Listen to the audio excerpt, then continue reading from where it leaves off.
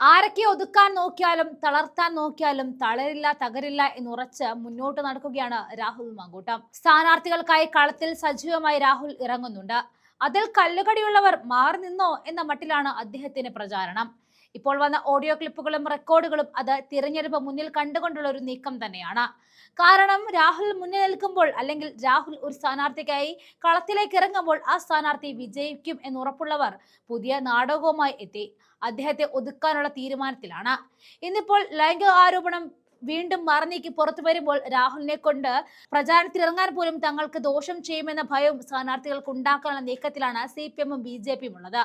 എന്തായാലും പേരിനെടുത്തു കാണിക്കാൻ സ്ഥാനാർത്ഥികൾ പോലും ഇല്ലാതെ എതിർ സ്ഥാനാർത്ഥികളെ ഭീഷണിപ്പെടുത്തുന്ന സീറ്റ് പിടിച്ചെടുക്കാൻ നോക്കുന്ന BJP-CPM കൂട്ടുകെട്ടിൽ പിറന്ന പുതിയ നാടകം കലക്കുന്നുണ്ട്.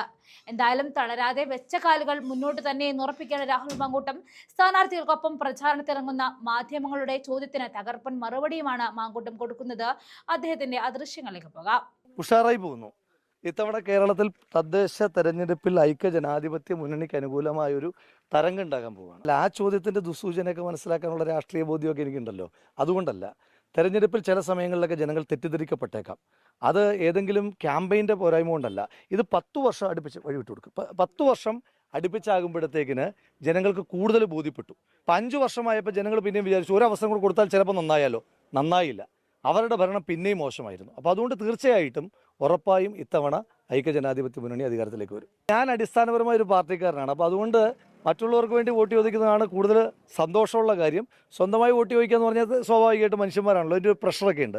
ഇത് വളരെ റിലാക്സ്ഡ് ആയിട്ട് നമ്മൾ വളരെ കോൺഫിഡൻ്റ് ആയിട്ടാണ്. പിന്നെ നമ്മളെ ജയിപ്പിച്ചവർക്ക് വേണ്ടിയിട്ട് വോട്ട് ചോദിക്കാൻ പോകുക എന്ന് പറഞ്ഞൊരു ചെറിയ കാര്യം. അത് എൻ്റെ ജീവിതത്തിലെ ഫസ്റ്റ് എക്സ്പീരിയൻസ് ആണ്. ഇല്ല, അങ്ങനെയില്ല. എല്ലാത്തിനോടും, കണ്ണാടിയോടും പ്രായരിയോടും മാത്തൂരിനോടും മുനിസിപ്പാലിറ്റിയോടും തുല്യമായ സ്നേഹമാണ് എല്ലാത്തിനോടും.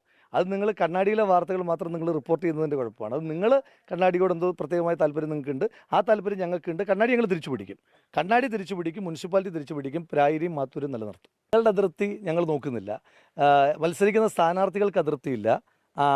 പിന്നെ വോട്ട് ചോദിച്ച് വീടുകളിലേക്ക് ചെല്ലുമ്പോൾ അവർക്ക് അതൃപ്തിയില്ല. മാധ്യമങ്ങളുടെ അതൃപ്തി ഒരു കാലഘട്ടത്തിലും ഞാൻ ഗൗനിച്ചിട്ടുള്ള ഒരാളല്ല. അല്ല, അതിനകത്ത് അതായത് ഞാൻ എൻ്റെ ആദ്യ വാർത്താ സമ്മേളനങ്ങളിലെല്ലാം തന്നെ വളരെ കൃത്യമായിട്ട് അതെല്ലാം പറഞ്ഞിട്ടുണ്ട്. അപ്പോൾ അതുകൊണ്ട് അതിനെപ്പറ്റി, ആ വിഷയത്തെപ്പറ്റി കൂടുതൽ പ്രതികരണങ്ങൾ പിന്നീട് നടത്താം.